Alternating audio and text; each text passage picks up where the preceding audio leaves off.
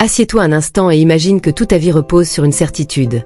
Quelqu'un que tu aimes est parti pour toujours. Puis, un jour, cette certitude s'effrite d'un coup et laisse place à une vérité enfouie depuis des années. C'est dans ce fracas entre mensonges et révélations qui commence l'odyssée d'Alexandre Duval, Mireille et la petite Lila, une histoire tissée d'ombre, de remords et d'un amour capable de briser les secrets les plus anciens. Par un après-midi suffocant, alors que la circulation d'Azur City grognait sous le soleil et que les klaxons formaient une rumeur monotone, une main frêle frappa la vitre d'une berline noire appartenant à Alexandre, homme d'affaires aux mains toujours pleines de contrats et d'horaires, et ce simple coup séparait sa journée de toute logique. Une fillette couverte de poussière, tenant une charrette en bois délabré où gisait une femme amaigrie, l'implora d'un souffle coupé. « Monsieur, ma maman ne respire plus. Elle dort depuis 2 jours, je pense qu'elle est partie. » Et quelque chose dans la voix de Lila, une panique trop vraie pour être ignorée, résonna chez Alexandre comme une clé oubliée. Il fit arrêter la voiture, descendre, souleva la couverture et sentit, sous la peau tendue et les vêtements éliminés, un pouls si faible qu'il aurait pu être effacé. Puis, en essuyant la saleté du visage de la femme, il reconnut des traits qu'il croyait à jamais perdus, une cicatrice au sourcil, la courbe de la bouche et la réalité jadis acceptée se fissura. Mireille ouvrit les yeux et murmura un nom qui résonna dans le cœur d'Alexandre comme une condamnation et une délivrance. Sur le trajet vers l'hôpital, entre les sirènes et les questions étouffées, Lila expliqua qu'elle n'avait jamais connu son père, que sa mère l'avait protégée en lui cachant la vérité par peur, et peu à peu, des pièces entières du passé percèrent le mur du silence. Des hommes étaient venus, avaient forcé Mireille à monter dans une voiture, l'avait éloignée, battue, affamée et abandonnée loin des égards parce qu'Hélène, la matriarche de la famille Duval, avait décidé, au nom de l'honneur et de la réputation, d'effacer celle qui portait l'enfant souhaité, convaincue que la lignée devait rester pure. Mireille admet, d'une voix cassée, qu'on l'avait contrainte à simuler la mort pour sauver le bébé, qu'on l'avait isolée et réduit au silence afin que la vie continue autour d'un mensonge confortable.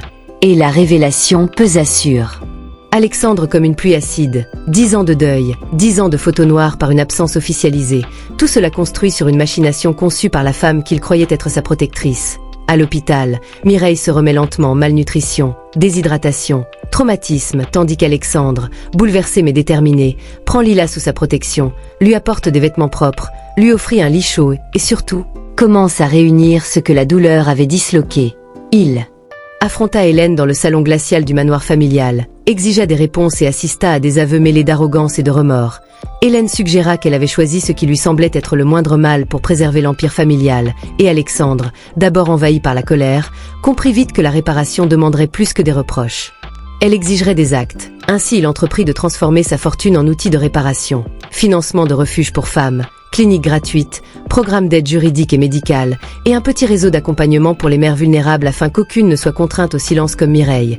Dans la maison offerte à Mireille et à Lila, les jours se succédèrent entre tendresse et réapprentissage. Lila découvrit l'école et les livres qui ouvrent des fenêtres, fila connaissance de Maya, sa première amie fidèle, et la vie ordinaire, des rires qui pourcent les matins, des plats chauds, des nuits sans crainte, commencèrent à colmater les fissures. Mireille, quant à elle, dut affronter des nuits de cauchemars et des souvenirs qui revenaient comme des vagues, mais elle trouva dans l'action un baume. En aidant d'autres femmes au centre financé par Alexandre, elle transforma son traumatisme en force, parlant aux victimes comme l'on se parle à soi-même.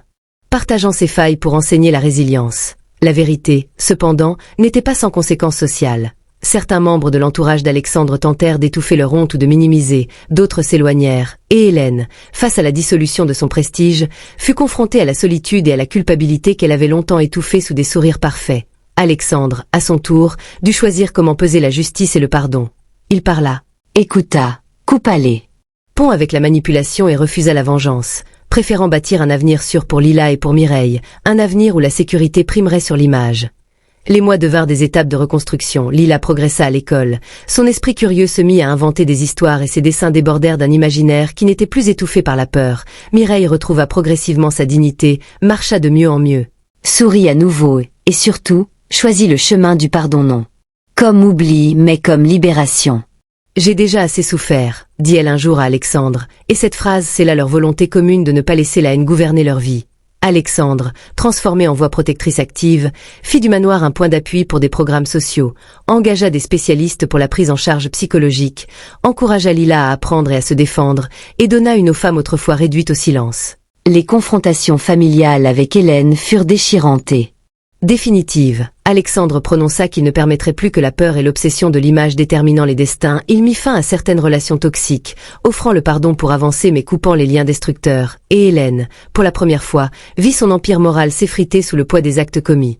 Petit à petit, la vie quotidienne apporte ses petites victoires. Des nuits sans cauchemar pour Lila.